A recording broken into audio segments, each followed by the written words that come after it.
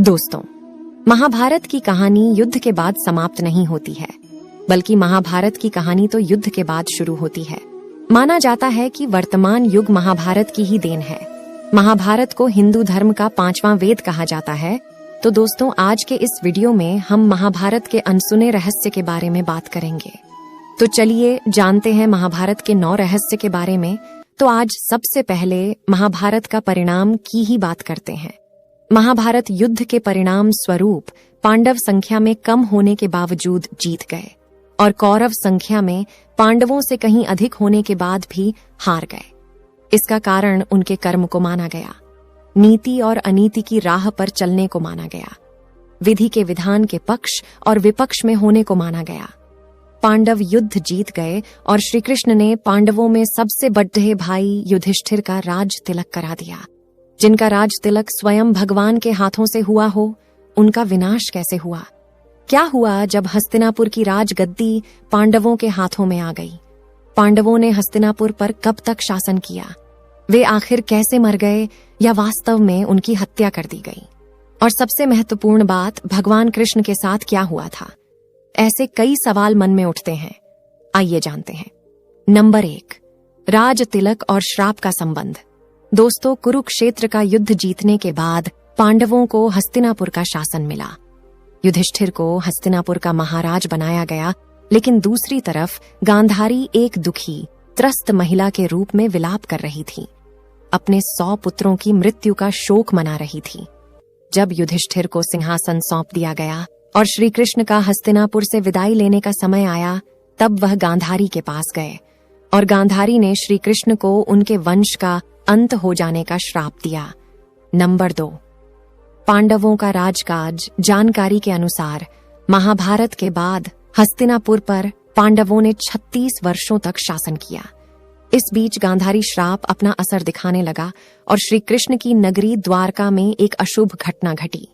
वहां एक उत्सव के दौरान सभी यदुवंशी आपस में ही युद्ध करने लगे। श्री कृष्ण पृथ्वीलोक से हत्या करने लगे। उधर यह घटना क्षेत्र में सोमनाथ यदुवंशियों के एक दूसरे को मार डालने के बाद पहले बलराम जी अपने लोक को वापस चले गए। इसके बाद श्री कृष्ण वहीं प्रभास क्षेत्र में एकांतवास में रहने लगे।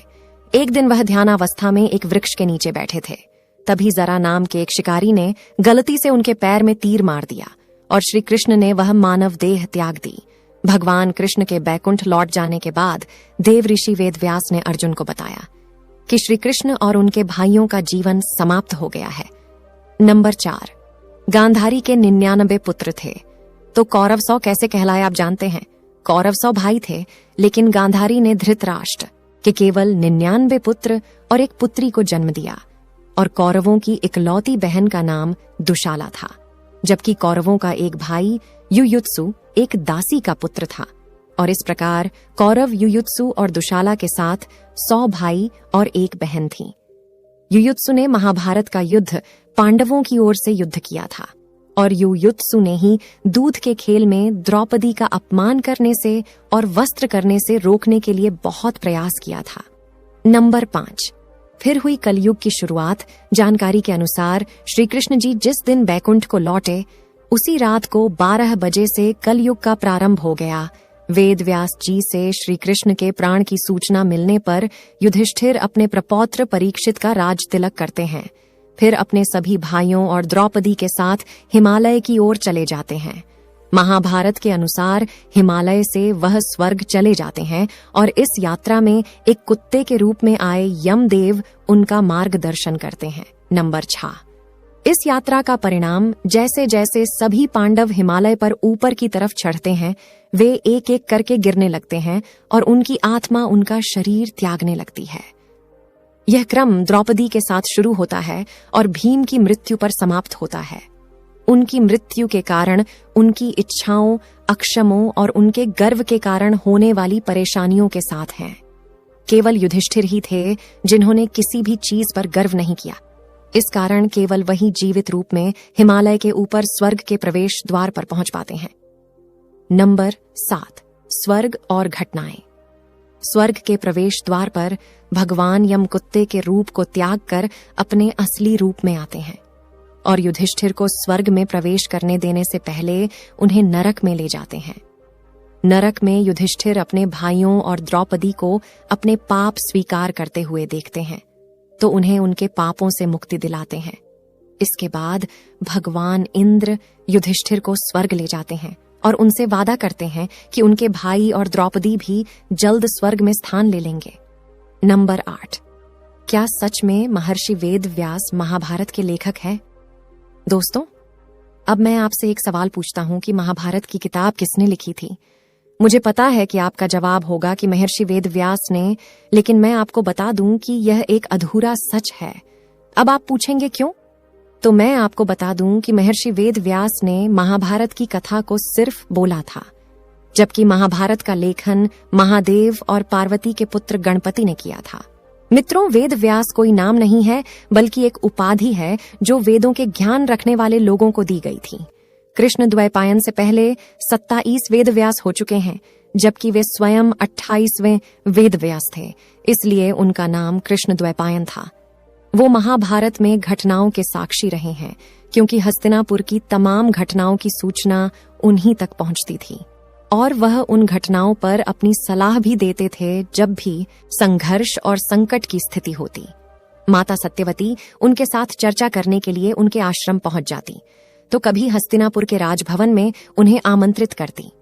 नंबर 9, द्रोणाचार्य का जन्म। यह तो हम सभी जानते हैं कि गुरु द्रोणाचार्य कौरवों और पांडवों के गुरु थे।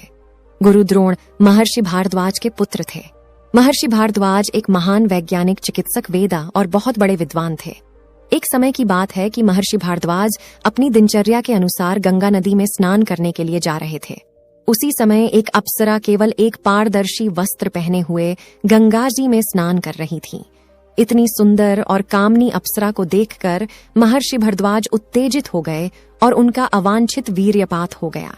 उस समय वीर्य को न केवल जीवन के बीज के रूप में माना जाता था, बल्कि दूसरे शब्दों में पुरुष का वीर्य एक अति तेजस्वी और बलशाली संतान को जन्म देने में समर्थ था। महर्षि भारद्वाज ने इस वीर्य को व्यर्थ जाने देना उचित नहीं समझा।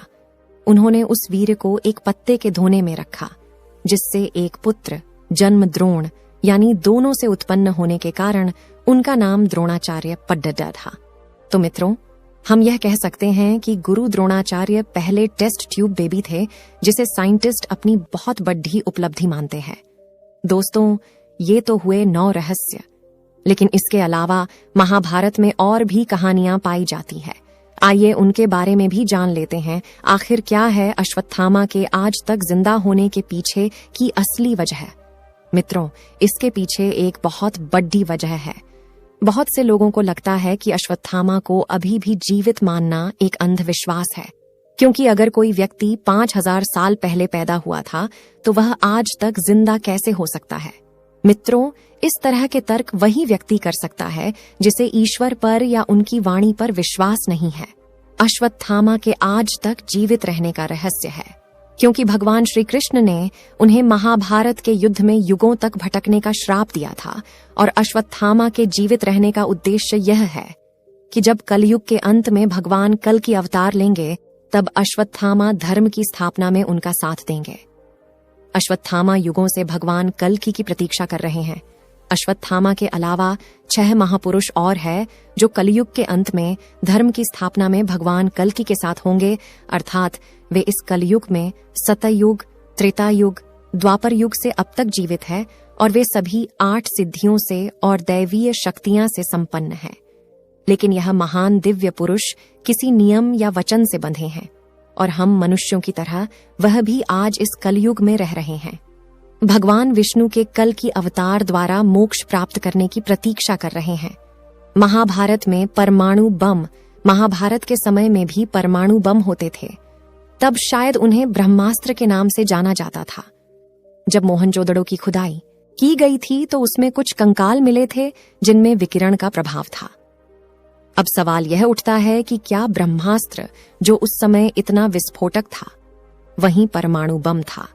क्योंकि पुराणों में ऐसे प्रमाण मिलते हैं कि जब भी ब्रह्मास्त्र का प्रयोग किया जाता था तो पूरे ब्रह्मांड में एक तेज गर्जना सुनाई देती थी। हजारों उल्कापिंड आकाश से गिरने लगते थे, आकाश जल जाता था। ऐसा लगता था कि पृथ्वी पर भयानक भूकंप आया है। हवा तेज गति से बहने लगती थी, सोचिए कि आज के आधुनिक युग से महाभारत काल का समय कितना दूर था। पांचजन्य शंख क्या है दोस्तों? यह शंख एक अत्यंत दुर्लभ शंख है। श्री कृष्ण के शंख का नाम पांचजन्य शंख था, जिसकी उत्पत्ति समुद्र मंथन के दौरान हुई थी। कहा जाता है कि यह पांचजन्य शंख आज भी मौजूद है। यह हरियाणा के करनाल का बताया जाता है। कहा जाता है कि इसे करनाल से 15 किलोमीटर पश्चिम में और खछुआ और बहलोलपुर गांव के पास पाराशर ऋषि के आश्रम में रखा गया था, जहां से यह चोरी हो गया था। मान्यता के अनुसार महाभारत युद्ध के बाद भगवान कृष्ण ने अपना पांचजन्य शंख पाराशर ऋषि के मंदिर में रखा था। हालांकि कुछ लोगों का मानना है कि आज भी श्री कृष्ण के शंख को सुरक्षित रखा गया है। अब बात करते हैं चित्रांगदा के घर कौन पैदा हुआ था। जब अर्जुन इंद्रप्रस्थ की ओर से मैत्री संदेश लेकर मणिपुर गए तो कुछ कारणवश अर्जुन और चित्रांगदा का विवाह हो गया। बाद में अर्जुन ने निराधार संदेह के कारण चित्रांगदा को उस समय त्याग दिया जब वह गर्भवती थी। तब चित्रांगदा ने ठान लिया कि वह इस अपमान का बदला अर्जुन की पराजय से लेगी, जिससे बब्रुवाहन नामक पुत्र ने जन्म लिया। बाद में वह मणिपुर का राजा बना। उसकी माता ने बब्रुवाहन को यह नहीं बताया कि अर्जुन उसके पिता है। और जब युधिष्ठिर ने चक्रवर्ती सम्राट बनने के लिए अश्वमेध यज्ञ का आयोजन किया और उस अश्व को छोड़ा गया, तब अर्जुन उस अश्व के साथ गए थे। घूम फिर कर वो घोड़ा मणिपुर पहुंचा और मणिपुर का राजा यानी अर्जुन के पुत्र बब्रुवाहन ने उस घोड़े को कैद कर लिया। लेकिन अर्जुन और बब्रुवाहन एक दूसरे से परिचित नहीं थे। उनको देखकर अर्जुन ने कहा कि मैं इस समय यज्ञ के घोड़े की रक्षा करता हुआ तुम्हारे राज्य में आया हूं, इसलिए तुम मुझसे युद्ध करो। जिसके कारण बब्रुवाहन और अर्जुन के बीच भयंकर युद्ध होता है और अर्जुन वो युद्ध हार गए। बब्रुवाहन ने अर्जुन का सर शरीर से अलग कर दिया और जब बब्रुवाहन को अपनी मां से पता चलता है कि अर्जुन उसके पिता है, तो उसमें आत्मघृणा का अनुभव होता है और वो अर्जुन को जगाता है, जो मृतक के समान पाडिडढ़े थे। बाद में श्री कृष्ण की कृपा से अर्जुन उठकर खडीडीढे हो जाते हैं। तो दोस्तों, आज की वीडियो में बस इतना ही। आपको जानकारी कैसी लगी? अगर अच्छी लगी तो वीडियो को लाइक करें, शेयर करें और चैनल को सब्सक्राइब करें। धन्यवाद।